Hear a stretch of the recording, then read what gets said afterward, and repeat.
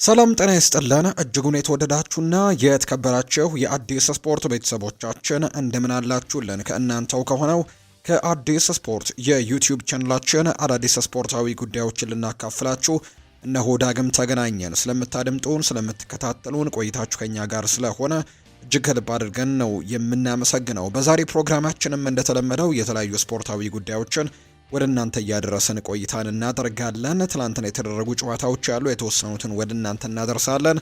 እንዲሁ ደግሞ በሀገር ውስጥም የምናነሳቸው ጉዳዮች አሉ። ትልልቆቹን ክለቦች የተመለከቱ ስፖርታዊ ጉዳዮችም እየተሰሙ ይገኛሉ። እነሱንም መረጃዎች ወደ እናንተም ሰፋ አድርገን ወደ እናንተ የምናደርስ ነው የሚሆነው። እስከ ፕሮግራማችን ፍጻሜ ድረስ አብራችሁኝ እንድትቆዩ በአክብሮት ጋብዛለሁ። ቪዲዮአችንን ላይክ፣ ቻናላችንን ደግሞ ሰብስክራይብ እያደረጋችሁ ቆይታችሁን ከኛ ጋር አድርጉ። ከመሸጋገሪያ በኋላ በድጋሚ ተመልሰን እንገናኛለን። ፏድ ባሩ ፕሮግራሙን እየመራው ከእናንተ ጋር ቆይታን አደርጋለሁ። ይህ አዲስ ስፖርት ነው። አብራችሁኝ ቆዩ።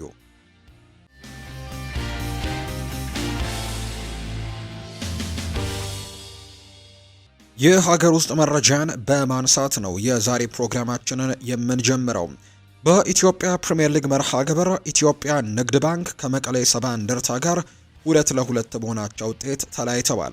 ለኢትዮጵያ ንግድ ባንክ ግቦቹን ኤፍሬም ለጋሞና አዲስ ግዳይ ሲያስቆጥሩ ለመቀሌ ሰባ እንደርታ ደግሞ ኪቲካ ጂማና ሱሌይማን ሐሚድ ናቸው ከመረብ ጋር ማሳረፍ የቻሉት። በተመሳሳይ ሰዓት በተደረገ ሌላ ጨዋታ አርባ ምንጭ ከተማ ከሀዲያ ሆሳዕና ጋርም 1-1 በሆናቸው ውጤት ጨዋታውን አጠናቋል። ለአርባ ምንጭ ከተማ ታምራት እያሱ ሲያስቆጠር ኢዮብ አለማየሁ ደግሞ ሀዲያ ሆሳዕናን አቻ አድርጓል። ቀን ላይ በተደረገ መርሃ ግብር ሽረ ምድረገነት ድሬዳዋ ከተማን 2-0 በሆነ ውጤትም ማሸነፍ ችለዋል።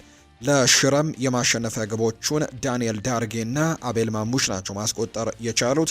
በዚህም ድሬዳዋ በ10 ነጥቦች 9ኛ ነው። ሽረ ምድረገነት 9 ነጥቦችን ሰብስቦ 11ኛ፣ ኢትዮጵያ ንግድ ባንክ በ8 ነጥብ 13ኛ፣ ሀዲያ ሆሳዕና በ7 ነጥብ 16ኛ፣ አርባ ምንጭ በ4 ነጥቦች 18ኛ፣ መቀሌ ሰባ እንደርታም በ4 ነጥቦች 19ኛ ደረጃ ላይ የተቀመጡ ቡድኖች እንደሆኑ ነው የተመለከትነው። በኢትዮጵያ ፕሪሚየር ሊግ ወደ ውጭ ሀገር ስፖርታዊ መረጃዎቻችን በቀጥታ እናምራ። ትላንትና የተደረጉ አንዳንድ ጨዋታዎችን እንመልከት። ትላንትና በዩሮፓ ሊግ እና በዩሮፓ ኮንፈረንስ ሊግ በርከት ያሉ ጨዋታዎች ናቸው የተደረጉት። ነገር ግን የሚጠበቁ ጨዋታዎችን እናንሳ። በኢስታዲዮ ኦሎምፒኮ ሮማ እና ሚችላን ጨዋታቸውን አድርገው ነበር። ሮማ ይህንን ጨዋታ በሜዳው ያደረገውን መርሃ ግብር የጃምፔሮ ጋስፔሬኒ ቡድን 2-1 በሆነ ውጤት ማሸነፍ የቻለበት መርሃ ግብር ሆኖ ተጠናቋል። በጨዋታው ላይ እንዲሁ 2 ግቦችን ማስቆጠር ችለዋል። ኤል ሻራባይ ትላንትና ጎል አስቆጥሯል። ከዛ በተጨማሪ ደግሞ አይንዊ ትላንትና ግቦቹን ያስቆጠሩ የሮማ ተጫዋቾች ናቸው። ሮማ 2-1 በሆነ ውጤት ነው የትላንትናውን ጨዋታ እንዲሁ አሸንፎ መውጣት የቻለበት መርሃ ግብር የሆነው። በቪላ ፓርክ አስተን ቪላ ያንግ ቦይስን ያስተናገደበት ጨዋታም ትላንትና እንዲሁ የተደረገ ሌላኛው መርሃ ግብር ነው።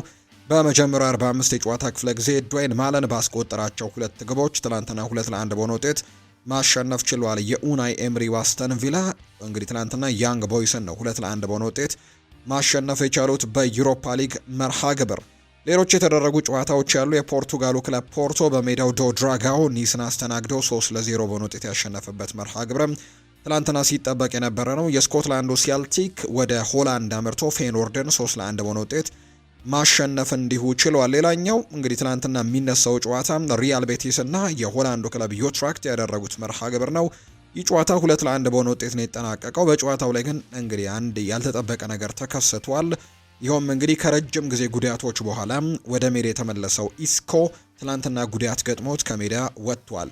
ስፔናዊው የሪያል ቤቲስ አማካይ የሆነው ኢስኮ ከረጅም ጊዜ ጉዳት በኋላ ነው ትላንትና በቋሚ አስተላለፍ ውስጥ ተካቶ ጨዋታውን ማድረግ የቻለው። ነገር ግን ይሁን እንጂ ኢስኮ በ10ኛው ደቂቃ ግን ጉዳት ደርሶበት ወጥቷል። ጉዳቱ የደረሰበት ደግሞ በቡድን አጋሩ ሶፊያን አምራባት በደረሰበት ጉዳት ነው ከሜዳ ተቀይሮ የወጣው። ሶፊያን አምራባት ኳስ ለመምታት በሚሞክርበት ወቅት ነው ኳሱን አጥቶ የኢስኮን እግር በመምታት ሊጎዳው የቻለው። በሁለቱ ተጫዋቾች መካከልም እንግዲህ ይሄኛው ግጭት ከተፈጠረ በኋላ ወይም ደግሞ እንግዲህ ከተመታቱ በኋላ ኢስኮ ተቀይሮ ወጥቷል 10ኛው ደቂቃ ላይ። በአንጻሩ ደግሞ ሶፊያን አምራባትም 15ኛው ደቂቃ ላይ በጉዳት ምክንያት ተቀይሮ መውጣቱ ነው እንዲሁ የተመለከትነው። ነገር ግን ሪያል ቤቲስ የትናንትናውን ጨዋታ 2-1 በሆነ ውጤት ማሸነፍ ችሏል። ቹኮ ሄርናንዴዝ 42ኛው ደቂቃ ላይ እና እንዲሁ ደግሞ ኢዛሉዚ ትናንትና 50ኛው ደቂቃ ላይ ባስቆጠሯቸው ግቦች ሪያል ቤቲስ ዩትራክትን 2-1 በሆነ ውጤት ማሸነፍ የቻለበት መርሃ ግብር ግን ሆኗል። ወሳኝ ተጫዋቾቹን በጉዳት ምክንያት በትላንትናው ጨዋታ ላይ ቀደም ብሎ ቢያጣም ማለት ነው። እንግዲህ ትላንትና የተደረጉት ጨዋታዎች ሌሎችም በጣም በርከት ያሉ መርሃ ግብሮች አሉ። ለምሳሌ ያክል የጣሊያኑ ክለብ ቦሎኛ እንዲሁ ሳልዝበርግን 4-1 በሆነ ውጤት ያሸነፈበት መርሃ ግብርም ትላንትና የተደረጉ ናቸው። በጣም በርከት ያሉ ጨዋታዎች ነበሩ። ኖቲንግሃም ፎረስትም እንዲሁ ማልሞን ትላንትና የስዊድኑን ክለብ ገጥመው 3-0 ያሸነፈበት መርሃ ግብርም ትላንትና የተደረገ ሌላኛው ጨዋታ ነው። እነዚህ ተጠባቂ የምንላቸውን ጨዋታዎች ነው ወደ እናንተ ያደረስነው። በኮንፈረንስ ሊግም አንድ መርሃ ግብርን እንመልከት። እሱም የእንግሊዙ ክለብ ክሪስታል ፓላስ ያደረገው መርሃ ግብር ነው። ትላንትና ከስትራስቡርግ ጋር ነው ጨዋታውን ያደረገው። እንደምታውቁት ስትራስቡርግ የፈረንሳይ ክለብ እንደሆነ ይታወቃልና ትላንትና የፈረንሳዩ ክለብ ስትራስቡርግ ክሪስታል ፓላስን 2-1 በሆነ ውጤት ያሸነፈበት መርሃ ግብር ነው ትላንትና የተደረገው። በሳምንቱ መጨረሻ ፓላስ ከማንቸስተር ዩናይትድ ጋር ወሳኝ የሚባል የፕሪሚየር ሊግ ጨዋታ እንዳለው የሚታወቅ ጉዳይ ነው። የትላንትና ጨዋታዎች ደግሞ እነዚህን ነው የሚመስሉት። ክለቦችን የተመለከቱ ስፖርታዊ ጉዳዮችን ደግሞ ወደ እናንተ እናደርስ። አሁን ላይ ውድ ቤተሰቦቻችን አርሰናልን የተመለከቱ መረጃዎችን ደግሞ በማስቀደምን ጀምር። ከክለቦች ጆሹዋ ኬሚች አንድ ሀሳብን ሰጥቷል። የአርሰናል አጨዋወት ትክክለኛ እግር ኳስ አይደለም ሲል ነው ጆሹዋ ኬሚች ሀሳቡን የሰጠው። በዚህ ሳምንት በአውሮፓ ቻምፒየንስ ሊግ ባየር ሚኒክ እና አርሰናል ጨዋታ ማድረጋቸው ይታወሳል። እና እንግዲህ የባየር ሚኒኩ ተጫዋች የሆነው ጆሹዋ ኬሚች የተለያዩ ጉዳዮችን አንስቷል። ከአርሰናሉ ጨዋታ በኋላ በነበሩ ጋዜጣዊ መግለጫዎች ላይ የአርሰናል አጨዋወት ትክክለኛ እግር ኳስ አይደለም ሲል ነው ጆሹዋ ኬሚች ሀሳቡን የሰጠው። የባየር ሚኒኩ ተጫዋች የሆነው ጆሹዋ ኬሚች በዚህ ዓመት የገጠማቸው ጠንካራ ተጋጣሚዎች እነማን ናቸው ተብሎ ጥያቄ ቀርቦለት ነበር። እሱ ግን ፓሪስ ሰን ዠርሜን ነው ጠንካራው ተጋጣሚ ሲል ይናገራል። በዚህ ዓመት የገጠመን ጠንካራው ተጋጣሚ አርሰናል ሳይሆን ፓሪስ ሰን ዠርሜን ነው ሲል አስቴቱን ሰጥቷል። አርሰናልን በቆመ ኳስና ረጅም ኳስ መመካት የሚወድ ቡድን ሆኗል ሲል የገለጸው ጆሹዋ ኪሚች ትክክለኛ እግር ኳስ አልነበረም ሲል ነው የተናገረው። ከፓሪስ ሰን ዠርሜን ጋር ያደረግነው ጨዋታ እውነተኛ እግር ኳስ ጨዋታ ይመስላል ያለው ተጫዋቹ፣ የአርሰናል ጨዋታ ግን እግር ኳስ ሳይሆን ጨዋታን መምራት ነበር ሲል ነው የተናገረው ጆሹዋ ኪሚች። ነገር ግን በርከት ያሉ የባየር ሚኒክ ተጫዋቾች ግን የአርሰናልን እንግዲህ እንቅስቃሴ በጣም እንዳደነቁትና ዘንድሮ በጣም ትልቅ ቡድን እንደሆነ ሀሳባቸውን ሰጥተዋል። ለምሳሌ ያክል ሃሪ ኬን ይህን ነገር ሲገልጽ ተመልክተናል። ሰርጂ gnabryም ጭምር አርሰናልን ያሞካሻ ሀሳብን ሰጥቷል። ጆሹዋ ኪሚች ግን ዘንድሮ በጠንካራ ሁኔታ የገጠምነው ክለብ ወይም የፈተነን ክለብ ፓሪስ ሰን ዠርሜን ነው፣ ምንም እንኳን በአርሰናል ጨዋታ ብንሸነፍም ሲል ነው ሀሳቡን የሰጠው። ሚኬል አርቴታም ሀሳቡን ሰጥቷል። ክሪስቲያን ሞስኩዌራ ከዊሊያም ሳሊባ ጋር አብሮ ሲጫወት ግሩም እንቅስቃሴን ያሳየው ሲል ይናገራል። እኛ ክሪስቲያን ሞስኩዌራ አለን፣ ጥሩ ነገር እያሳየ ነው፣ በተለያዩ ቦታዎችም መጫወት ይችላል ሲል የተናገረው።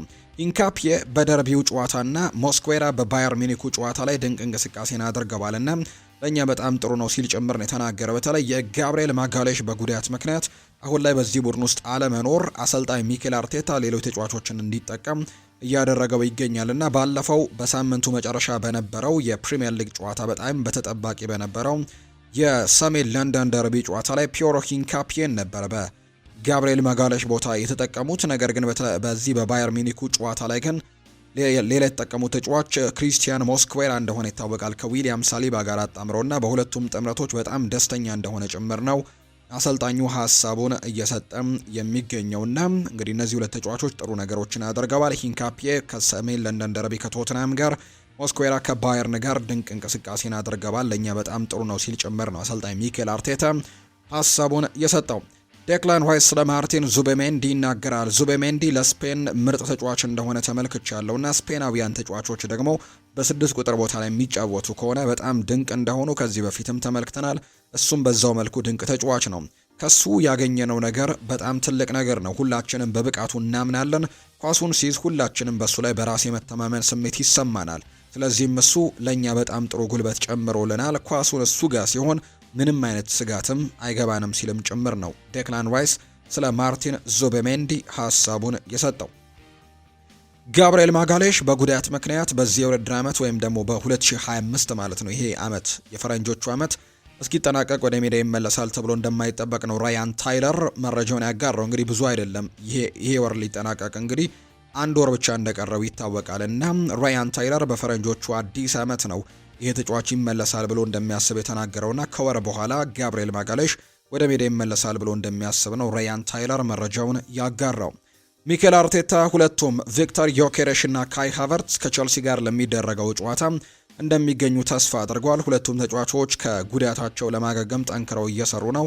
ቪክተር ዮኬሬሽ ባለፉት ጨዋታዎች ላይ ግልጋሎት መስጠት አልቻለም። በአንጻሩ ካይ ሃቨርትስ ግን ረዘም ያለ ጊዜ ሆኖታል ለአርሰናል ግልጋሎት ከሰጠና በዚህ ሳምንት መጨረሻ በሚደረገው ተጠባቂው የለንደን ደርቢ ጨዋታ የምዕራብ ለንደኑ ክለብ ቼልሲና የሰሜን ለንደኑ ክለብ አርሰናል በሚያደርጉት ጨዋታ ላይ ቪክተር ዮኬሬሽም ካይ ሃቨርትስም ወደ ሜዳ እንደሚመለሱ ተነግሯል። ሚኬል አርቴታ ያንንም እንደሚያምን የተገለጸው። ከዛ ውጪ ግን ሌላኛው የተነሳው ጉዳይ ደግሞ ጋብርኤል ሄሱስም ቢሆን ወደ ሜዳ ለመመለስ ተቃርቧል ተብሏል። እንግዲህ በቅርቡ ሜዳ ላይ ልንመለከተው እንደምንችል ጭምር ነው የተገለጸው። ሊያንድሮ ትሮሳርድ ከባየር ሚኒክ ጋር በነበረ ጨዋታ ላይ ጉዳት ገጥሞት ከሜዳ ሲወጣ ተመልክተነዋልና ትሮሳርድ የእግር ጡንቻ ጉዳት እንዳጋጠመው ነው የተገለጸው። የእግር ጡንቻ ጉዳት ካጋጠመው በኋላ ከአርሰናል የሕክምና ባለሙያዎች ጋርም ለተጨማሪ ምርመራዎች ቀጠሮ ተይዞለታል ተብሏል። ጉዳቱ ለብዙ ሳምንታት ከሜዳ ሊያርቀው ይችላል የሚል ስጋት እንዳለ ጭምር ነው መረጃዎች የወጡት። በተለይ በዚህ ጊዜ በጣም ጥሩ እንቅስቃሴዎችን እያሳየ የሚገኝ ተጫዋች ነው ለአርሰናል እና የትሮሳርድ ጉዳት ምናልባት እንግዲህ ከባድ ሊሆን እንደሚችል እየተነገረ ይገኛል። እንግዲህ ረጅም ሳምንታትም ከሜዳ ሊያርቀው እንደሚችል ነው መረጃዎች እየወጡ የሚገኙት። ነገር ግን እነ ኖኒ ማንድዋይኬ እንዲሁ ደግሞ ጋብሪኤል ማርቲኔሊም ከጉዳት ተመልሰው በዚህ ሳምንት ከባየር ሚኒክ ጋር በነበረ ጨዋታ ላይ እንግዲህ ተቀይረው ገብተው ሲጫወቱ ተመልክተናል። ሁለቱም ተጫዋቾች ደግሞ ጎል ማስቆጠራቸውን የተመለከትነውና እሱን በበቂ ሁኔታ ሊተኩት እንደሚችሉ ይታመናል። እንዲሁ ኤቤሪቼ ኢዜም በዛ ቦታ ላይ መጫወት ይችላል። ምክንያቱም አሁን ማርቲን ኦዴጋርድም ወደ ሜዳ መመለሱ ይታወቃልና እዛ ቦታ ላይ ማገልገል እንደሚችል የሚታወቅ ጉዳይ ነው። በአርሰናል በኩል ማንቸስተር ዩናይትድን የተመለከቱ መረጃዎችን ደግሞ ወደ እናንተ እናደርስ ውድ ቤተሰቦቻችን። በካሴሜሮና በብሩኖ ፈርናንዴዝ ዋንጫ ማሸነፍ የሚቻል አይመስለኝም ብለዋል ፖል ስኮልስ ነው ይህን ሀሳብ የሰጠው። የቀድሞ የማንቸስተር ዩናይትድ ታሪካዊ ተጫዋች የሆነው ፖል ስኮልስ የማንቸስተር ዩናይትድ የመሃል ሜዳ ክፍል በተወሰነ መልኩ መሻሻል አሳይቷል ብለዋል። ከአምናው የተሻለ እንቅስቃሴዎችን ዘንድሮ ተመልክተናል። የመሃል ሜዳው ተሻሽሏል ብዬ አስባለሁ። ካሴሜሮ በዚህ ዓመት በጣም ጥሩ ሁኔታ ላይ ነው ሲልም ጭምር ነው ስኮልስ የተናገረው። በካሴሜሮና ፈርናንዴዝ ግን ሊጉን ማሸነፍ ይቻላል የሚለው እርግጠኛ አይደለሁም፣ ነገር ግን በጣም እንደተሻሻለ ግን ይሄ ጥምረት ወይም ደግሞ ይሄ የአማካይ ክፍል በደንብ አምናለሁ ሲል ጭምር ነው ፖል ስኮልስ እየተናገረ የሚገኘው። ማንቸስተር ዩናይትድ በሚቀጥሉት የዝውውር መስኮቶች በጣም በትልቁ ይንቀሳቀስበታል ተብለው ከሚታሰቡት ቦታዎች መካከል አንደኛው እንደሆነ ጥያቄ የለው። የአማካይ ስፍራ በተለይ ማንቸስተር ዩናይትድ 6 ቁጥር ተጫዋች እንደሚፈልግ ይታወቃል። ዩናይትድ ጥር ላይ የ6 ቁጥር ተጫዋች ለማስፈረም አሁንም ትኩረት አድርገው እንደሚሰሩ ነው የወጡ መረጃዎች የሚያሳዩት። ማንቸስተር ዩናይትድ በክረምቱ የተጫዋቾች የዝውውር መስኮት ዘግይተውም ቢሆን ከብራይተን ጋር ካርሎስ ባሌባን ለማስፈረም ሲሰሩ የተመለከትናቸው የነበረ ቢሆንም አሁን ደግሞ በዘገባዎች መሰረት ካርሎስ ባሌባንና የኖቲንግሃም ፎረስቱን አማካይ ኤሊዮት አንደርሰንን ጥር ላይ ለማስፈረም ከሚፈልጓቸው ዋነኛ እጩዎች መካከል አድርገው እንደሆኑም ነው የታወቀው። ነገር ግን የካርሎስ ባሌባ ጉዳይ ግን አጠራጣሪ ነገሮች እንዳሉት ነው መረጃዎች የወጡት። አንደኛ ዘንድሮ አቋሙ እንደ አምነው አይደለም፣ ወይም ደግሞ የመውረድ አይነት ምልክቶች እየታየበት ይገኛል። በቋሚ አስተላለፍ ውስጥ ገብተው ተጫዋቾች ቶሎ ተቀይረው ከሚወጡ ተጫዋቾች መካከል በፕሪሚየር ሊጉ አንደኛ ደረጃ ላይ ተቀምጧል። ቶሎ ተቀይሮ እንደሚወጣ የሚያሳዩ ቁጥሮች ናቸው ዘንድሮ እየተመለከትን የምንገኘውና ካርሎስ ባሌባ እንደ አምናው ጥሩ የሚባለውን ፐርፎርማንሱን እያሳየ አይገኝም። ነገር ግን አሁንም በማንቸስተር ዩናይትድ ዝርዝር ውስጥ አለ የሚሉ ዘገባዎችም አሉ። እንዲሁ ደግሞ ላይሆንም ይችላል የሚሉ ዘገባዎችም እየወጡ ይገኛሉ። አሁን ላይ ሁለቱም አማካዮች በክለቦቻቸው የውድድር ዓመቱን ሳይጨርሱ እንዲለቁ ግን ፍቃድ ያገኛሉ የሚለው ጉዳይ ትልቁ ጥያቄ እንደሚሆን በርካቶች ያነሳሉ። እንግዲህ የሚለቁ ከሆነ እንኳን ቢያንስ ኖቲንግሃም ፎረስቶች ከኤሊዮት አንደርሰን ከ100 እስከ 120 ሚሊዮን ፓውንድ እንደሚፈልጉ ነው እየተነገረ የሚገኘው። ከካርሎስ ባሌባ ደግሞ ምናልባት ብራይተኖች አሁንም ክረምት ላይ ሲጠይቁት የነበረውን 100 ሚሊዮን ፓውንድ ሊፈልጉ እንደሚችሉ የሚያሳዩ መረጃዎች አሉ። በሊጉ እንግዲህ በጣም ትልቅ የሚባል ፕሮፋይል ያላቸው እነዚህ ሁለት አማካዮች ናቸው። ታዲያ ለማንቸስተር ዩናይትድ የመጫወት ፍላጎት እንዳላቸው በስፋት ሲነገር፣ በተለይ ባሌባ ክረምት ላይ የቆመውን ድርድር ከብራይተን ጋር እንዲቀጥል ትልቅ ፍላጎት እንዳለው ነው የተለያዩ መረጃዎች የሚወጡትና ወደ ማንቸስተር ዩናይትድ መጥቶ መጫወት ለእነዚህ ተጫዋቾች በጣም ትልቅ ፍላጎት እንዳላቸው ይነገራል። ነገር ግን እንዳልኳችሁ በጥር ተጫዋቾች የዝውውር መስኮት እነዚህን ማምጣት ግን በጣም ከባድ ሊሆን እንደሚችልና በጣም እንዲሁ ክለቦች እንኳን ቢፈቅዱ በጣም ትልልቅ ገንዘቦችን ሊጠየቅባቸው እንደሚችል የሚያሳዩ መረጃዎች ናቸው በትልቁ እየወጡ የሚገኙት። እንግዲህ ቅድም ያልኳችሁን ደግሞ እናንሳ። ቤን ጃኮብስ ነው መረጃውን ያወጣው። ዩናይትድ ከባሌባ ዝውውር ራሱን ሊያገል ይችላል የሚሉ መረጃዎች እንግዲህ ቤን ጃኮብስ ታማኝ ከሚባሉ የመረጃ ምንጮች አንደኛው ነውና እንደዚህ አይነት ጉዳዮችን እያወጣ ይገኛል። የካርሎስ ባሌባ ብቃት በዚሁ አሁን ባለበት መልኩ የሚቀጥል ከሆነ ዩናይትድ በሱ ላይ ያለው እይታ ሊቀየር እንደሚችል የሚያሳዩ ግምቶች ናቸው እየወጡ የሚገኙት። የዩናይትድ ሰዎች ከብራይተን የሚጠየቀውን ዋጋ ይገባዋል አይገባውም በሚል ጉዳይ ላይ ያጤኑበታል። በተጨማሪም ብራይተኖች ሪከርድ የሆነ ዋጋ እንደሚፈልጉ ይታወቃልና በዚህ ደካማ ብቃቱ የሚጠይቁ ከሆነ ግን ወደ ሌሎች አማራጮች ፊታቸውን ያዞራሉ። ሆኖም አሁን የዩናይትድ ሰዎች ተጫዋቹን እንደሚያደንቁት ምንም ጥያቄ የለውም። ነገር ግን ዘንድሮ እያስመለከተ የሚገኘው አቋም ጥሩ እንዳልሆነና በዚህ አቋሙ የሚቀጥል ከሆነ በጣም ከባድ ሊሆን እንደሚችል እየተነገረ ይገኛል። እንዲሁ ደግሞ ተጫዋቹ ላይ የተለጠፈበት ዋጋም ደግሞ በጣም ትልቅ ነውና ይህንንም ለማጤን ማንቸስተር ዩናይትዶች ሊገደዱ እንደሚችሉ የሚያሳዩ መረጃዎች ናቸው የበጡት። ሴኔ ላመንስን እንመልከት። በዚህ ጥራቱ እጅግ የተለየ ነው ብሏል። እንግዲህ ሁሉም ነገር ትንሽ ፈጣን እንግዲህ ይመስላል። በዚህ ላይ ደግሞ ሰዎች ሁሉ ጠንካራ ናቸው፣ ኳሱም ትንሽ ይፈትናል። ስለሆነም ደግሞ በመጀመሪያዎቹ 2 ሳምንታት ያንን መልመድ አስፈልጎኝ ነበር። አጀማመሬ አውንታዊ የሆነው ለዚያ ይመስለኛል። የመጀመሪያዎቹን 2 የልምምድ ሳምንታት ደረጃዬን ከአጋሮቼ ጋር እኩል ለማድረግ ተጠቅሜበታለሁ። ከዚያ በኋላም ጨዋታዎች ቀላል ሆነውልኛል፣ ምክንያቱም 2 ሳምንት ሙሉ ከቡድኑ ጋር ስለማመድ ስለቆየውና አሰልጣኙም ደግሞ ቶሎ ወደ አስተላለፍ ውስጥ አላስገባኝም። ስለዚህ እንድላመድ ደግሞ ጊዜያቶችን ሰጥቶኛል። ያ ይመስለኛል በመጀመሪያዎቹ ሳምንታት ወይም በመጀመሪያዎቹ አስተላለፎች ላይ በጣም ጥሩ ነገሮችን ለማሳየት የቻልኩበት ትልቁ ምክንያት ሲልም ጭምር ነው ሀሳቡን የሰጠው። አዲሱ ከቤልጅየም የመጣው የማንቸስተር ዩናይትድ ግብ ጠባቂ የሆነው ሴኔ ላሜን እስካሁን በማንቸስተር ዩናይትድ ማሊያ 6 ጨዋታዎችን አድርጓል። ከ6ቱ ጨዋታዎች ደግሞ በ5ቱ ምንም አይነት ሽንፈት አልገጠመውም። በዚህ ሳምንት መጨረሻ በተደረገው የፕሪሚየር ሊግ ጨዋታ እንግዲህ የነበራቸው መርሃ ግብር ከኤቨርተን ጋር ሰኞ ዕለት በነበረው ጨዋታ ብቻ ነው የመጀመሪያ ሽንፈቱን በማንቸስተር ዩናይትድ ማሊያ የተመለከተውና ከ6ቱ ጨዋታ በዚህ ጨዋታ ላይ ብቻ ነው ሽንፈት የገጠመው። ናይጄሪያዊው የቀድሞው የማንቸስተር ዩናይትድ አጥቂ የሆነው ኦዲዮን ኢጋሎ ከማንቸስተር ዩናይትድ ጋር ያለው ትስስር በጣም ትልቅ እንደሆነ ይነገራል። ለዩናይትድ በነፃ ብጫወት እንኳን አይቆጨኝም ብሏል ኦዲዮን ኢጋሎ ሲናገር። ማንቸስተር ዩናይትድን ለመቀላቀል ደሞዙን ለመቀነስ ወስኖ እንደነበር ጭምር ነው ያን የተናገረው። ለዩናይትድ ለመፈረሜ ደሞዝ ቀንሽ ያለው ነገር ግን ለዚህ ክለብ አይደለም ደሞዝ መቀነስ፣ በነፃ ብጫወት እንኳን አይቆጨኝም ሲል ነው ኦዲዮን ኢጋሎ የተናገረው። ወኪሉ ዩናይትድ እኔ ላይ ፍላጎት እንዳሳየና ነገር ግን በቻይና እያገኙ የነበርኩትን ደሞዝ በዩናይትድ ማግኘት እንደማልችል ሲገልጽልኝ ምንም ሳላመነታ ነው ደሞዜን የቀነስኩት። እናም ወኪሌ ዝውውሩን በቶሎ እንዲጨርሰው ነግሬው ነበር። እነርሱም በየትኛውም ገንዘብ ቢያቀርቡልኝ ለመቀበል ዝግጁ ነበርኩኝ፣ ምክንያቱም የጠየቀኝ ማንቸስተር ዩናይትድ ነውና።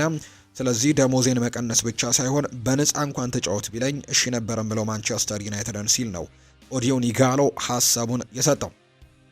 ማንቸስተር ዩናይትድ በቀጣዩ የክረምት ተጫዋቾች የዝውውር መስኮት ማጠናከር ከሚፈልጋቸው ቦታዎች ውስጥ አንደኛው የመሃል ተከላካይ ቦታ ነው። እንግሊዛዊው ተከላካይ ሃሪ ማጓየር በማንቸስተር ዩናይትድ ቤት ቀጣይ ዕጣ ፈንታው እስካሁን ድረስ አለመታወቁ ማንቸስተር ዩናይትድ ወደ ገበያው እንዲወጣ ሊያስገድደው ይችላል የሚሉ መረጃዎች እየወጡ ነው የሚገኙት። የ32 ዓመቱ ተከላካይ ሃሪ ማጓየር በማንቸስተር ዩናይትድ ቤት ያለው ውልም በመጪው ወርሃ ሰኔ ነው የሚያጠናቅቀው።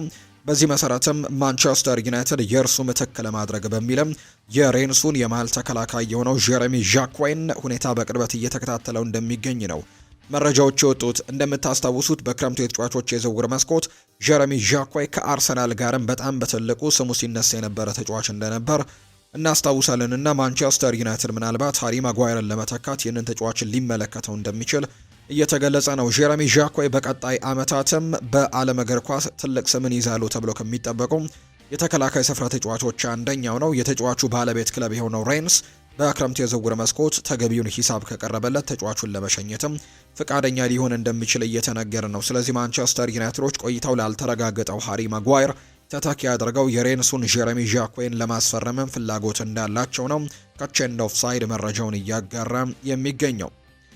ማንቸስተር ዩናይትድ አሁንም የአንቷን ሴሜኒዮን ሁኔታ በቅርበት እየተከታተለ እንደሚገኝ የሚያሳዩ መረጃዎች እየወጡ ይገኛሉ። ይህ ተጫዋች እንግዲህ ባለፉት የዝውውር መስኮቶችን በማንቸስተር ዩናይትድ እንደሚፈለግ የሚታወቅ ጉዳይ ነው። ማንቸስተር ዩናይትድ ይህንን ተጫዋች ለማስፈረም በትልቁ እንቅስቃሴዎችን ሲያደርግ የነበረ ቡድን እንደነበር የምናስታውሰው ነው። ባለፈው ክረምት በተለይ ይህንን ተጫዋች ለማስፈረም ጥረቶችን አድርገው ነበር። ነገር ግን ክለቡ እንግዲህ ቦርንመስ ይህንን ተጫዋች ለመልቀቅ ፍቃደኛ አልነበረም። ምክንያቱም በዛ የክረምት ተጫዋቾች የዝውውር መስኮት በጣም ወሳኝ የነበሩ ተጫዋቾቹን ነው ያጣው። እነ ዲን ሃውችሰን እና ኢሊያ ዛባርኒ ከዛ በተጨማሪ ሌሎችም ወሳኝ ተጫዋቾችን በተለይ በመከላከል ስፍራ ላይ እነ ሚሎስ ኬርኬዝን ጨምሮ የለቀቁበት ተጫዋቾች ነበሩና እነዚህን ተጫዋቾች እንግዲህ በመልቀቁ ምክንያት ሌላ ወሳኝ ተጫዋችን በዛ የዝውውር መስኮት መልቀቅ አልፈለገም ነበር። ስለዚህ ሴሜኒዮን ማቆየትን ምርጫቸው አድርገው ነበር። አሁን ላይ ሴሜኒዮ ግን የመልቀቅ እድሉ በጣም እየሰፋ መጥቷል። ተጫዋቹ በጥርም ሊለቅ የሚችልበት እድል አለ። ምክንያቱም በክረምቱ ከሆነ የሚሸጡት ዋጋው እጅጉን የቀነሰ ይሆናል። የውል ማፍረሻ አለውና ተጫዋቹ ዋጋው በጣም የቀነሰ ይሆናል። በጥር ግን የተሻለ ገቢን ሊያገኙበት እንደሚችሉ በጥር 65 ሚሊዮን ፓውንድ አካባቢ ነው የሚያወጣው። በአንጻሩ በክረምት ከሆነ 50 አካባቢ ነው የሚያወጣውና ይህንን ተጫዋች ቶሎ ለመሸጥም ቦርንመዞች ምናልባት ሊፈልጉ ይችላሉ ተብሎ ይታመናል። ይህንን ተጫዋች ለማስፈረም ሊቨርፑልም በትልቁ ፉክክር እያደረገ እንዳለ እናውቃለን። ቶትናም ሆትስፐርስም እንዲሁ ይህንን ተጫዋች ለማስፈረም እንቅስቃሴዎችን እያደረገ እንዳለ ነው የሚነገረው። ማንቸስተር ዩናይትድም አሁንም ፍላጎት እንዳለውና እየተከታተለው እንደሆነ ቤን ጃኮብስ መረጃውን እያጋራ ይገኛል። በተለይ ተጫዋቹ ደግሞ ወደ ትልልቅ ክለቦች ሄዶ መጫወት እንደሚፈልግ በይፋ ተናግሯል። ምናልባት ቦርንመዝ የሚቻል ከሆነ በጥርም ቢለቁት ደስተኛ እንደሚሆን ጭምር የሚያሳዩ መረጃዎችም ደግሞ ሲወጡ እንደነበር የምናስታውሰው ጉዳይ ነው። ፓሪስ ሳን ዠርመን ማርከስ ራሽፎርድ ላይ ለረጅም ጊዜያት የቆየ ፍላጎት አለው። የፈረንሳዩ ክለብ ከማንቸስተር ዩናይትድ ሰዎች ጋርም ያለውን አዎንታዊ ግንኙነት ተጫዋቹን ለማስኮብለል ሊጠቀምበት ይችላል የሚል መረጃ እየወጣ ይገኛል። ተጫዋቹ አሁን በባርሰሎና በውሰት እያሳለፈ ነው የሚገኘው። በባርሰሎናም በጣም ጥሩ ጊዜያቶችን እያሳለፈ እንደሆነ እየተመለከተን እንገኛለን። ጥሩ የሚባሉ ቁጥሮችን በአሰልጣኝ ሃንስ ፍሊክ ስርም እያስመለከተን ይገኛልና ምናልባት ባርሴሎና በዚህ ጥሩ አቋሙ የሚቀጥል ከሆነ ተጫዋቹን ለማቆየት ምናልባት ሙከራዎችን ሊያደርጉ ይችላሉ። ካልሆነ ግን የሚለቁት ከሆነ ግን ማንቸስተር ዩናይትድ በቀጣይ ለፈረንሳዩ ክለብ ፓሪስ ሰን ዠርሜን አሳልፈው ሊሰጡትና ሊሸጡት እንደሚችሉ የሚያሳዩ መረጃዎች ናቸው ቤን ጃኮብስ ያወጣው።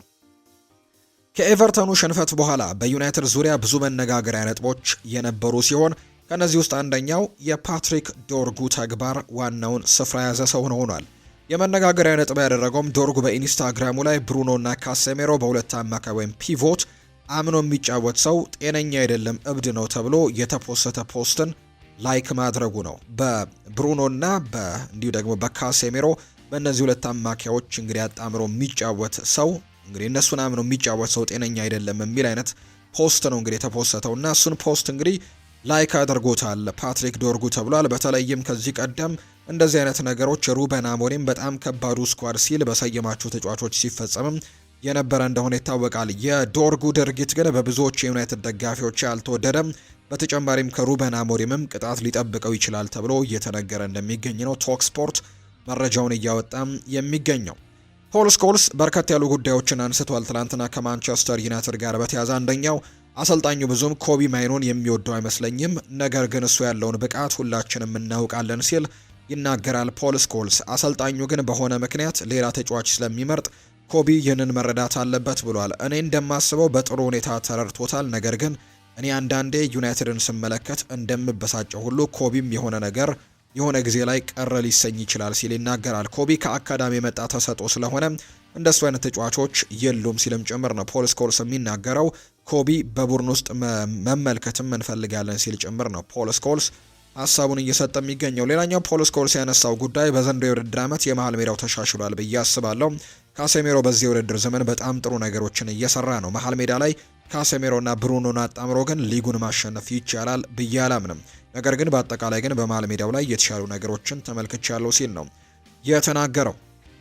የቀድሞ የማንቸስተር ዩናይትድ ተጫዋች የነበረው ኒኪ ባት ማንቸስተር ዩናይትዶች ከቅርብ ዓመታት አንስቶ የሚከተሉት የዝውውር ፖሊሲ ጤናማ እንዳልሆነ ነው የሚናገረው። ዩናይትድ የሚከተለው የዝውውር ፖሊሲ ጤናማ ነው የሚል እምነት በጭራሽ የለኝም ሲል ይናገራል። ኮቢ ማይኖ ምን ያክል ትልቅ ተሰጥኦ ያለው ታዳጊ እንደሆነ ሁላችንም ጠንቅቀን እናውቃለን። አሁን ላይ ግን የመሰለፍ ዕድል እያገኘ አይደለም።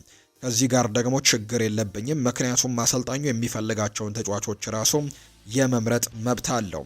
ነገር ግን በእርግጠኝነት መናገር የምችለው ኮቢ ማይኖ በዚህ ወቅት ለክሪስታል ፓላስ እየተጫወተ ቢሆን ዩናይትድ ያለምንም ማመንታት 60 እና 70 ሚሊዮን ፓውንዶችን ወጪ በማድረግ ይህንን ተጫዋች ለማስፈረም ይንቀሳቀስ ነበር። አሁን ግን በእጁ ላይ ስለሆነ ይህንን ተጫዋች እየተጠቀመበት አይደለም እና እንግዲህ በጣም አሳዝኖኛል ይሄ ነገር ሲልም ነው እየተናገረ የሚገኘው። ምናልባት ይህ ተጫዋች በሌሎች ክለቦች በክሪስታል ፓላስ እንኳን ቢሆን ኖሮ ዩናይትድ ይህንን ተጫዋች ለማስፈረም 60 እና 70 ሚሊዮን ፓውንዶችን ሊያወጣ ይችል ነበር ሲል ሀሳቡን ሰጥቷል ኒኪ ባት።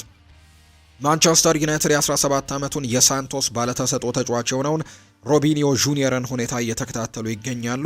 ለክለቡም ቅርብ የሆኑ የመረጃ ምንጮች ሳንቶስ በፋይናንስ ከመዳከማቸው አንጻር በአመቱ መጨረሻ ሊሸጡት እንደሚችሉ ገልጸዋል። በርካታ ክለቦችም የተጫዋቹ ፈላጊዎች መሆናቸው እየተጠቆመ ይገኛልና ማንቸስተር ዩናይትድ ይህንን ተጫዋች ለማስፈረምም ጥረቶችን እያደረገ እንዳለ የሚያሳዩ መረጃዎች ናቸው በትልቁ እየወጡ የሚገኙት።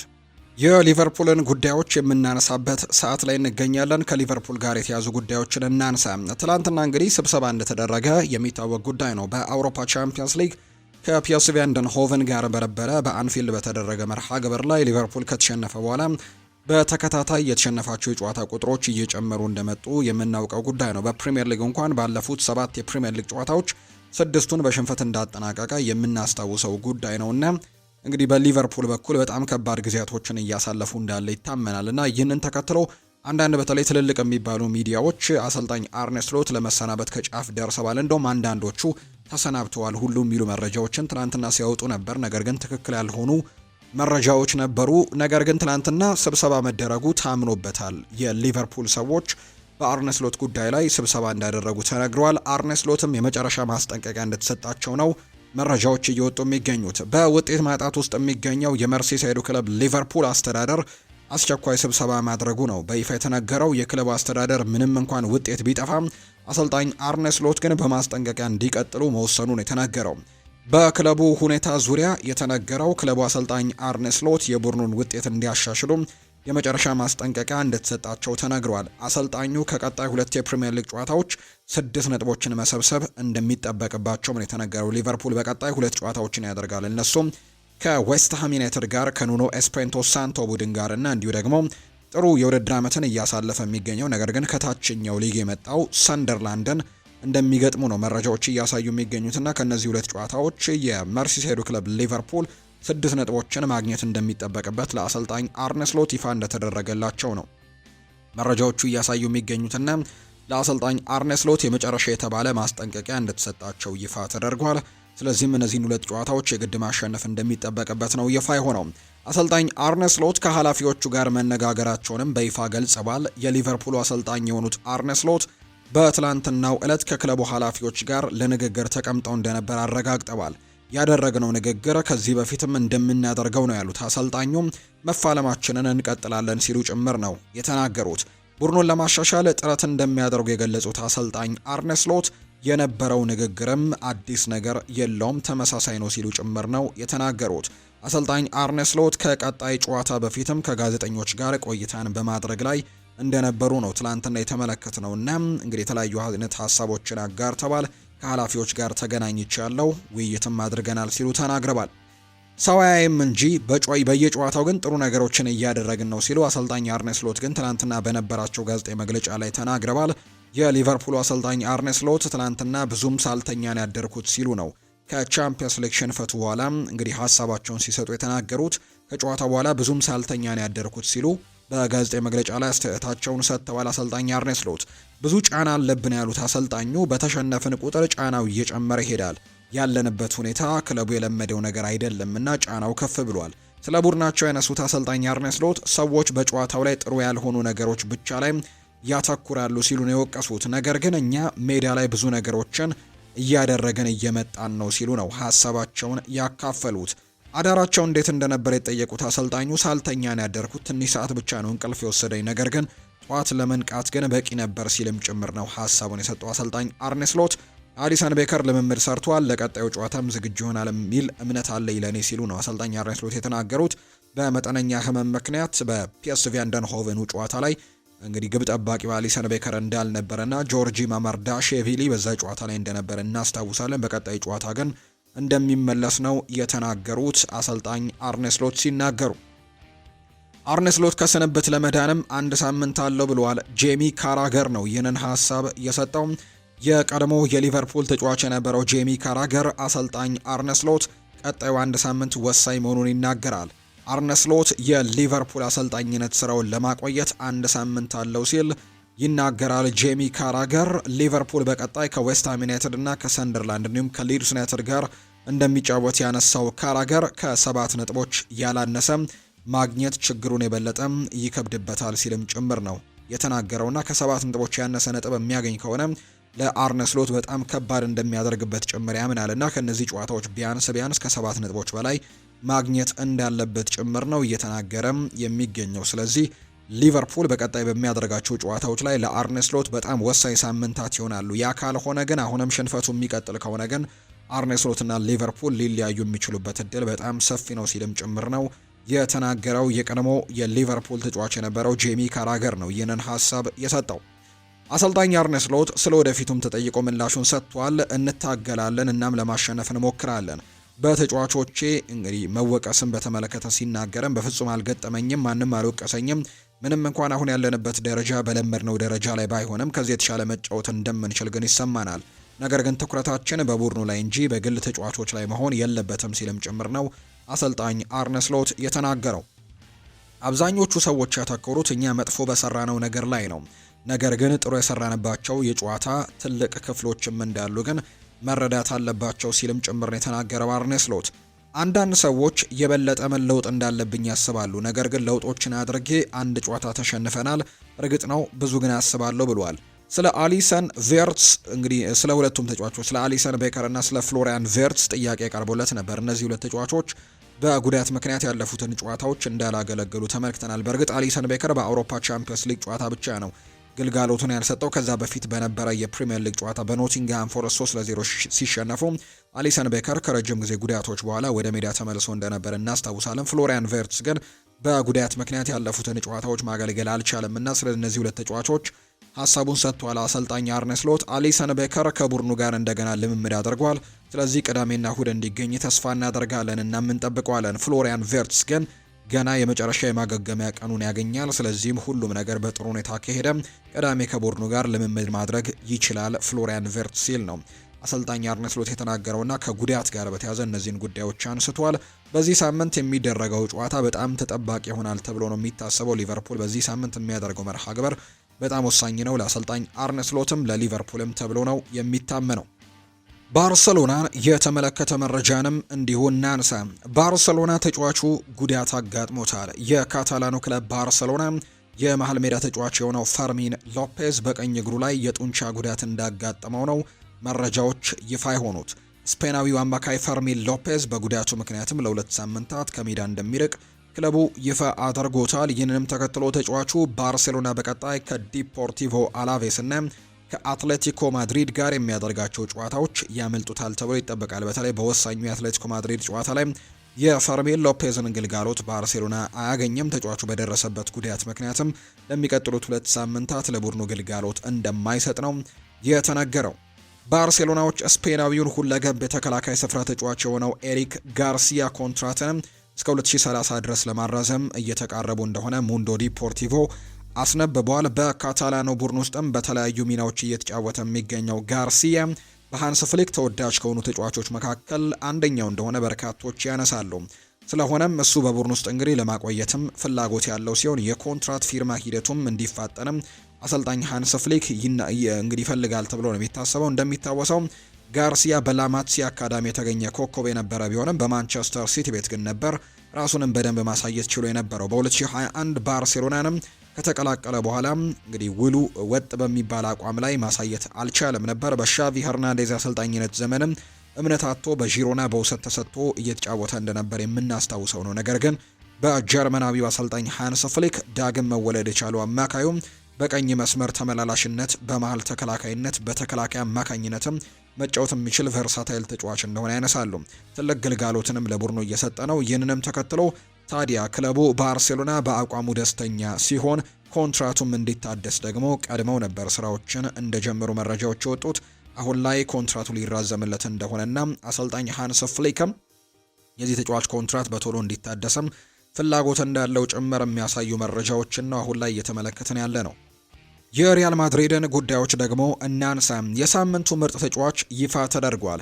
የአውሮፓ ቻምፒየንስ ሊግ 5ኛ ዙር ጨዋታ የሳምንቱ ምርጥ ተጫዋች ይፋ ተደርጓል። በዚህ መሰረትም የሪያል ማድሪዱ የፊት መስመር ተጫዋች የሆነው ኬሊያን ኤምባፔ የሳምንቱ ምርጥ ተጫዋች ተብሎ መመረጥ ችሏል። በዚህ ሳምንት ውስጥ እንግዲህ በጣም ጥሩ ፐርፎርማንስ ያሳዩ ሌሎችም ተጫዋቾች ነበሩ። የፓሪስ ሰን ዠርሜኑ ቪተኒሃ በዚህ ዝርዝር ውስጥ ነበር። በተለይ ከቶትናም ጋር በነበረው ጨዋታ 3 ግቦችን አስቆጥሮ እንደነበር የምናስታውሰው ጉዳይ ነው። ሁለቱ እንግዲህ በጣም ቆንጆ የነበሩ ጎሎችና አንዱ በፍጹም ቅጣት ምት የተቆጠረ ጎል ነበር።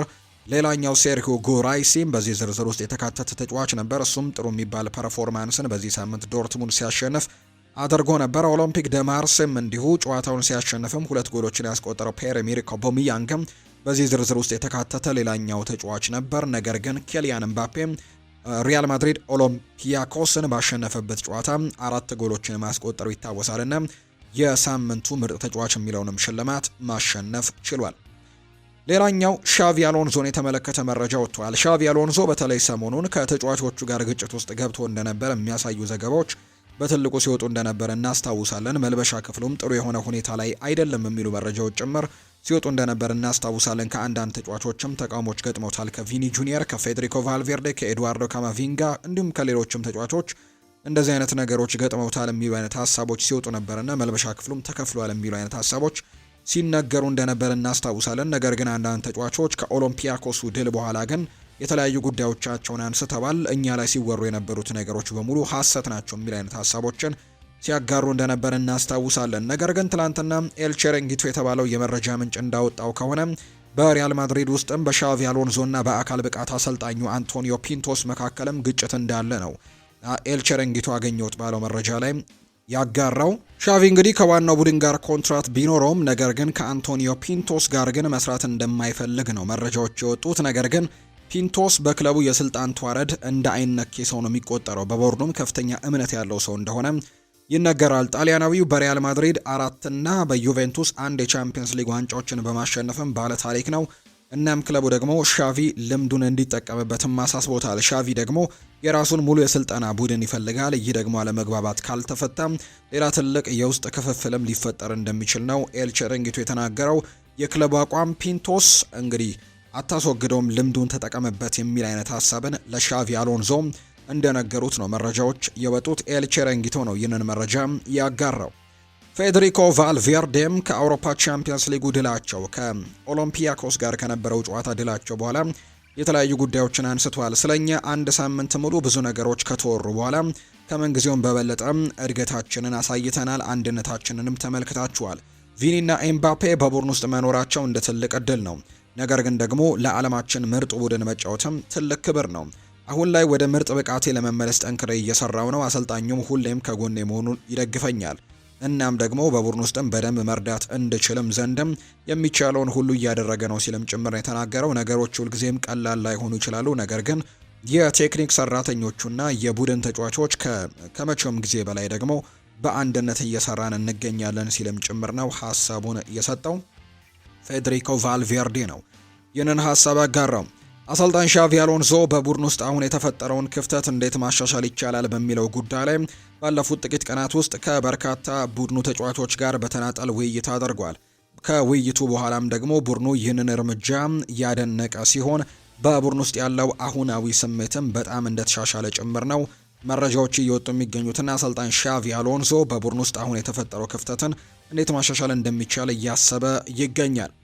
አሰልጣኝ ሻቪ አሎንዞ ከተጎዱበት 5 የመሃል ተከላካዮች ውስጥ አንዳቸው በቀጣዩ የዢሮና ጨዋታ ላይ የሚያገኝበት እድል ይኖራል። ለጨዋታው 3 ቀንና 2 የልምምድ ቀናት ቢቀሩም ምናልባት አንቶኒ ሩዲገር እና ዴን ሃውችሰን የመመለስ እድል አላቸው። ዳቪድ አላባም ለጨዋታው የመድረስ ጥቂት እድል ያለው ሲሆን ዳኒ ካርቫሃል እና አይደር ሚሊታኦ ደግሞ ከስብስቡ ሙሉ ለሙሉ ውጪ እንደሆኑ ነው መረጃዎቹ የወጡት። ቸልሲን የተመለከቱ መረጃዎችን እናንሳ። እንደ ጀርመኑ ጋዜጣ ቢልድ ዘገባ ከሆነ የቦሩሲያ ዶርትመንዱ አጥቂ ሴርሂዮ ጉራይሲ የውል ማፍረሻ ቢኖረውም ያ የሚሆነው ግን ለትልልቆቹ ክለቦች ማድሪድ፣ ቸልሲ፣ ባርሴሎና፣ ሲቲ፣ ዩናይትድ እና ሊቨርፑል እንደሆነ እንዲሁ አርሰናል እንደሆነ እየተነገረ ይገኛልና ይህንን ተጫዋች ማስፈረም የሚፈልጉ ከሆነ የውል ማፍረሻው እንደሚኖር ነው እየተገለጸ የሚገኘው። ስለዚህ እነዚህን እንግዲህ ይህንን ወሳኝ ተጫዋች በተለይ በጀርመን ቡንደስሊጋ በጣም ጥሩ ጊዜያቶችን እያሳለፈ ነው። በቻምፒየንስ ሊግም በጣም ጥሩ የሚባል እንቅስቃሴን እያደረገ ይገኛልና ይህንን ተጫዋች ለማስፈረም ጥረቶችን የሚያደርጉ ከሆነም የውል ማፍረሻ እንዳለው ነው የተነገረው። ፋብሪዚዮ ሮማኖ ስለ ማርክ ኮሬያ አንዳንድ ጉዳዮችን አጋርቷል። አትሌቲኮ ማድሪድን አይቀላቀልም። ስፔናዊው ተከላካይ በክረምቱ ከቼልሲ ጋር በድንቅ ሁኔታ የተሻሻለ ኮንትራትን የፈረመ በኋላ ስለ እሱ የዝውውር ዜናዎች ተዘግበዋል። ከዩሮ 2024 ጀምሮ በዓለም ላይ ካሉ ምርጥ የግራ ፉልባኮች አንደኛው ለመሆንም በቅቷል። እናም ለዛም ነው ከቼልሲ ጋር ጥሩ ሽልማትን ያገኘው ሲልም ጭምር የተናገረው። ማሬስካ ይቀጥልና እንደዚህ አይነት ምሽቶች ሁሌም ማሸነፍ እንፈልጋለን። በባርሴሎና ጨዋታ በሜዳችን የነበረው የደጋፊዎች ድባብ ከፍተኛ ነበር። እሁድም ደግሞ ይህንን አይነት ድባብም በሜዳችን ላይ እንፈልጋለን ሲል ጭምር ነው የተናገረው። ዕለተ እሁድ ላይ በጣም ወሳኝ የሚባል ጨዋታ የፕሪሚየር ሊግ ጨዋታ ከአርሰናል ጋር እንደሚያደርጉ ይታወቃል እና አንደኛና ሁለተኛ ደረጃ ላይ የተቀመጡ ቡድኖች ናቸው። ትልቅ ፉክክርም በጨዋታው ላይ ያደርጋሉ ተብሎ እንደሚጠበቅ ነው መረጃዎች እየወጡ የሚገኙት። ሌላኛው የሚነሳው ጉዳይ ደግሞ ፖርቱጋል የዓለም ዋንጫን አሸንፋለች። ፖርቱጋል በኳታር ሲካሄድ የቆየውን ከ17 ዓመት በታች የዓለም ዋንጫን ውድድር አሸናፊ ሆናለች። በፍጻሜው የፖርቱጋል ከ17 ዓመት በታች ብሔራዊ ቡድን የኦስትሪያቸውን 1-0 በሆነ ውጤት በማሸነፍ ነው የዋንጫው ባለቤት የሆነው። የፖርቱጋል ወጣት ብሔራዊ ቡድን በታሪክ ለመጀመሪያ ጊዜ የዓለም ዋንጫውን አሸንፏል። ፖርቱጋል በዚህ ዓመት 2025 ላይ ከ15 ዓመት በታች ቡድኑ ፍላትኮ ማርኮቪች ውድድርን አሸንፏል። ከ17 ዓመት በታች ቡድኑ ደግሞ የአውሮፓ ዋንጫንም አሸንፏል። ዋናው ብሔራዊ ቡድን ኔሽንስ ሊግን ማሸነፉ ይታወሳል። ከ16 ዓመት በታች ቡድኑ ኢንተርናሽናል ፌዴሬሽን ካፕን አሸንፏል። ከ17 ዓመት በታች ቡድኑ ደግሞ የዓለም ዋንጫ ያሸነፉ ብሔራዊ ቡድን ሆነዋልና የፖርቱጋል ብሔራዊ ቡድን በተለያዩ የዕድሜ እርከኖች እስከ ዋናው ቡድን ድረስ ዘንድሮ በዋንጫ የተንበሸበሸ ዓመትን ነው ያሳለፉት። የጃማይካ ተጫዋቾች ግሪንውድን አይፈልጉትም ተብሏል። ጥሩ የውድድር ዘመንን እያሳለፈ የሚገኘው የማርሴው ተጫዋች ሜሰን ግሪንውድ በዓለም ዋንጫ መሳተፉ ገና አልታወቀም። እንግሊዝ ሜሰን ግሪንውድ ድንቅ ጊዜን እያሳለፈ ቢሆንም በብሔራዊ ቡድን የማሳተፍ እቅድ እንደሌላት ነው ያስታወቀችው። በቅርቡ የጃማይካ ፓስፖርት ያገኘው ግሪንውድ በዓለም ዋንጫ የቤተሰቡ ትውልድ ሀገር ጃማይካን መወከልም ይችላል። ይሁን እንጂ ሜሰን ግሪንውድ የጃማይካ ብሔራዊ ቡድን ለዓለም ዋንጫ ማጣሪያ ጨዋታዎች ያቀረበለትን ጥሪ አልተቀበለውም ነበር። አሁን ላይ የጃማይካ ብሔራዊ ቡድን ለዓለም ዋንጫው ሜሰን ግሪንውድን የማካተት ከፍተኛ ፍላጎት እንዳላቸው ገልጸዋል። ይህ በእንዲህ እንዳለ በርካታ የጃማይካ ብሔራዊ ቡድን ተጫዋቾች ግሪንውድ በማጣሪያው ሳይሳተፍ ለውድድሩ እንዲጠራም እንደማይፈልጉ ነው የተገለጸው። ሜሰን ግሪንውድ በአሁኑ ሰዓት የፈረንሳይ ሊግ ከፍተኛ ግብ አስቆጣሪ ሲሆን በቻምፒየንስ ሊጉም ቢሆን ደግሞ ጥሩ ጊዜን እያሳለፈ ነው የሚገኘውና ጃማይካ ከዚህ ተጫዋች ትልቅ ጥቅምን ታገኛለች ተብሎ ቢጠበቅም ተጫዋቹ ግን እስካሁን ድረስ እንግዲህ ጥሪውን እንዳልተቀበለ ነው መረጃዎች የሚያሳዩ። ተጫዋቾቹም ሜሰን ግሪንውድ እንዲመጣ ፍላጎቱ የላቸውም። ምክንያቱም ተጫዋቹ በማጣሪያው ላይ እንዲሳተፍ ተጠርቶ አለመምጣቱ እንዳበሳጫቸው ጭምር ነው መረጃዎቹ በትልቁ እየወጡ እንደሚገኙ ዘገባዎቹም ያሰፈሩት። ኔይማር ለክለቡ ራሱን ለመስጠት አስቧል። ብራዚላዊው ተጫዋች ኔይማር ጁኒየር በጉልበት ጉዳት ምክንያት እንግዲህ እስከ ፈረንጆቹ አዲስ ዓመት ከሜዳ እንደሚርቅ መገለጹ የሚታወስ ጉዳይ ነው። በወራጅ ቀጠናው ላይ የሚገኘው ክለቡ ሳንቶስ በሊጉ ለመቆየት በቀጣይ 3 ወሳኝ ጨዋታዎችን ያደርጋል። ይሁን እንጂ ኔይማር የጉልበት ጉዳት ቢያጋጥመውም ከጉዳቱ ጋር በመሆን ትላንትና ሙሉ ልምምድ መስራቱን የተነገረው ኔይማር ክለቡ ከመውረድ ለመታደግ ከጉዳቱ ጋር ተጫውቶ መስዋዕትነት መክፈል እንደሚፈልግ ነው የብራዚል መገናኛ ብዙሃን የዘገቡት። ኔይማር በቀጣይ ከጉዳቱ ጋር በመጫወት በአመቱ መጨረሻ ደግሞ ቀዶ ጥገና ለማድረግ ማሰቡ ነው እየተነገረ የሚገኘውና ይህንን ለማድረግ እንዳቀደም የሚያሳዩ መረጃዎች ይፋ ሆነዋል። ኳሱ እኛ እንደፈለግነው አልሆነም ነበር፣ ነገር ግን ሌቨርኩዘኖች በጥሩ ሁኔታ ተጫውተውበታል። ያገኙትንም የጎል እድል በቀጥታ ወደ ጎል እንደቀየረላቸው ነበር። እኛም ደግሞ ላገኘናቸው እድሎች ቆራጥ መሆን ነበረብን። ሽንፈቱን እርግጥ ነው ያሳዝናል፣ ነገር ግን በዚህ ምክንያት በራስ መተማመናችንን ማጣት የለብንም። ያው በጨዋታው ላይ ድንቅ ብቃት አሳይተን ነበር። አሁን ማድረግ ያለብን ለቀጣይ ጨዋታዎች መዘጋጀትና አሸናፊነታችንን መመለስ ነው ሲል የማንቸስተር ሲቲው ተጫዋች የሆነው ቲያኒ ራይንደርስ በአውሮፓ ቻምፒየንስ ሊግ በባየር ሌቨርኩዘን ከተሸነፉበት ጨዋታ በኋላ የሰጠው ሀሳብ ነው። ያው እንግዲህ በተከታታይ 2 ጨዋታዎችን መሸነፍ ጥሩ አይደለም። አሁንም ቢሆን ብዙ እድሎች አሉን። እናም ደግሞ ይሄ እድል ጨዋታን በጨዋታ መጠቀም ነው ሲልም ጭምር ነው ቲያኒ ራይንደርስ ጨምሮ የተናገረው። ኢትዮጵያ አንድም የጨዋታ አመራር ያላስመረጠችበት የአፍሪካ ዋንጫ ሊጀመር ጥቂት ቀናቶች ብቻ ቀርተውታል። 35ኛው የአፍሪካ ዋንጫ ከ20 ቀናት በኋላ በሞሮኮ አስተናጋጅነት ይደረጋል። የአፍሪካ እግር ኳስ ኮንፌዴሬሽን ካፍ 24 ሀገራት የሚካፈሉበት ውድድርን የሚመሩት የጨዋታ አመራሮች ይፋ ያደረገ ሲሆን ኢትዮጵያ አንድም የጨዋታ አመራርን ማስመረጥ አልቻለችም። ለአህጉሩ ትልቁ መድረክ 28 ዋና ዳኞችና 31 ረዳት ዳኞች ተመርጠዋል። 14 በምስል የታገዘ ዳኝነት ወይም ቪዲዮ አሲስታንት ሪፈሪ ቫር ባለሙያዎችም ይፋ ተደርገዋል። ከ2 ዓመት በፊት በኮት ዲቮር አስተናጋጅነት በተደረገው የአፍሪካ ዋንጫ ላይ በአምላክ ተሰማ በዋና ዳኝነት ተመርጦ እንደነበር የምናስታውሰው ነው። ከ8 ዓመታት በኋላ ግብ ያስቆጠረው ዳቪድ ሉዊዝን እንመልከት። ብዙዎች የሚያስታውሱት ለቸልሲ ወይም ለአርሰናል ሲጫወት ነው። ብራዚላዊው የማል ተከላካይ ዳቪድ ሉዊዝ ከቼልሲ ጋር የፕሪሚየር ሊግና የአውሮፓ ቻምፒየንስ ሊግን ከአርሰናል ጋር ደግሞ የኤፍኤ ካፕን ጨምሮ የተለያዩ ድሎችን ያሳካው ዳቪድ ሉዊስ በአውሮፓ ቻምፒየንስ ሊግ ጨዋታ ደምቆ አምሽቷል። የቆጵሮሱ ክለብ ፓፎስ ከፈረንሳዩ ክለብ ሞናኮ ጋር 2-2 በተለያየበት የአውሮፓ ቻምፒየንስ ሊግ ጨዋታ ዳቪድ ሉዊስ አቻ የሆኑበትን የመጀመሪያ ግብ ከመረብ ጋር አሳርፏል። ጥቅምት 2017 በአውሮፓ ቻምፒየንስ ሊግ በስታንፈርድ ብሪጅ ቸልሲ ከሮማ ጋር 3-3 ሲለያይ የመጨረሻ ግቡን ያስቆጠረው ሉዊስ ከ8 ዓመታት በኋላ ነው ፓፎስ እንግዲህ ለፓፎስ ጎል ማስቆጠር የቻለው። ቸልሲ የ2012ቱን የአውሮፓ ቻምፒየንስ ሊግ ዋንጫን ሲያነሳ የክለቡ ቁልፍ ተጫዋች የነበረው ብራዚላዊው ተከላካይ ከቸልሲና ከአርሰናል በተጨማሪ ለፖርቱጋሉ ቤኔፊካ፣ ለብራዚሉ ፍላሚንጎ፣ ለፈረንሳዩ ፓሪስ ሳን ዠርሜንም ተጫውቶ እንደነበር እናስታውሳለን። ድንቅ የሚባሉ ጊዜያቶችንም አሳልፎ እንደነበር እናስታውሳለን። ነገር ግን ጎሎችን ካስቆጠረ ግን 8 ዓመታትን አስቆጥሮ እንደነበር ነው መረጃዎች የወጡት። ለቸልሲ በ2017 ካስቆጠረ በኋላ እንግዲህ በዚህ ሳምንት ፓፎስ ከፈረንሳዩ ክለብ ሞናኮ ጋር ባደረጉት ጨዋታና 2-2 በተለያዩበት ጨዋታ ላይ ነው ከ8 ዓመታት በኋላ ጎል እንዳስቆጠረ መረጃዎች የወጡት። የተወደዳችሁና የተከበራችሁ ቤተሰቦቻችን ለዛሬ ያዝንላችሁ አዳዲስ ስፖርታዊ ጉዳዮቻችን እነዚህን ይመስላሉ። ስላደመጣችሁን፣ ስለተከታተላችሁን፣ ቆይታችሁን ከኛ ጋር ስላደረጋችሁ እጅጉን ከልብ አድርገን ነው የምናመሰግነው። ፉአድ ባህሩ የዛሬውን ፕሮግራም እየመራው ከእናንተ ጋር ቆይታን አድርጌያለሁ። በቀጣይ ፕሮግራሞቻችን ሌሎች አዳዲስ ስፖርታዊ ጉዳዮችን አካተን ደግሞ በድጋሚ ተመልሰን የምንገናኝ ይሆናል። ስላደመጣችሁኝ፣ ስለተከታተላችሁኝ ቆይታችሁ ከኛ ጋርም ስለነበር እጅጉን ከልብ አድርገን እናመሰግናለን። ዛሬ ምሽት ላይ በሚኖረው የስፖርት የመረጃ ሰዓታችን ደግሞ በድጋሚ ተመልሰን የምንገናኝ ይሆናል። ቆይታችሁን ከኛ ጋር ያደረጋችሁ በሙሉ ላቅ ያለ ምስጋናችንን ለእናንተ ማቅረብ እንወዳለን።